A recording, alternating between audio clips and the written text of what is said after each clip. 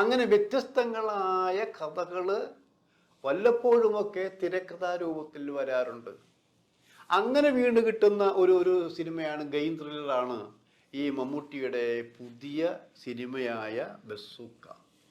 എന്താ മമ്മൂട്ടിയുടെ എന്ന് പറയുന്നത് ചോദിക്കും. മമ്മൂട്ടിയുടെ എന്ന് പറയാൻ കാരണം ഈ മമ്മൂട്ടിയുടെ സിനിമകൾക്ക് പല സ്വഭാവങ്ങളുണ്ട്. പിന്നെ തൊട്ട് മുമ്പ് റിലീസ് ചെയ്ത് ബമ്പർ ഹിറ്റാണ് പറഞ്ഞ പടമാണത്. ആ പടം വീണു. നമുക്ക് എല്ലാവർക്കും അറിയാവുന്ന കാര്യമാണ്. എന്തുകൊണ്ട് വീണു? പടം മോശമായത് കൊണ്ടാണോ? മോശമായത് കൊണ്ട് മാത്രമാവുന്നില്ല. നമ്മൾ ഈ സാധനങ്ങളൊക്കെ വിളമ്പുമ്പോൾ പാത്രമില്ല, നല്ല വൃത്തിയായിട്ട് കഴുകണം. അതിന് ടേസ്റ്റ് ഉണ്ടായിരിക്കണം. ഈ മമ്മൂട്ടിയാണെങ്കിൽ ഒരു സിനിമയ്ക്ക് ഒരു പബ്ലിസിറ്റിയും കൊടുക്കാൻ താല്പര്യം, അതായത് തൻ്റെ പേര് എഴുതി കാണിച്ചാൽ പടം ഓടുന്നതാണ് അദ്ദേഹത്തിന് ധാരണ. സിനിമയുടെ പേര് കാണിക്കുന്നില്ല, പരസ്യം കൊടുക്കില്ല. ഇതൊക്കെ മമ്മൂട്ടിയെക്കുറിച്ച് ഞാൻ പറയുന്നതല്ല കേട്ടോ, അസൂയൊന്നും പറയുന്നതല്ല, പൊതുവേ ഉള്ള സംസാരമാണ്. മമ്മൂട്ടിയുടെ സിനിമയാണോ, അത് പബ്ലിസിറ്റി കൊടുക്കില്ല, അങ്ങനെയൊക്കെ ഇഷ്ടമുള്ള ആൾക്കാർക്ക് ഇൻ്റർവ്യൂ കൊടുക്കും. ഇതൊക്കെ ഒരു പ്രചരണമായി വന്നു കഴിഞ്ഞു.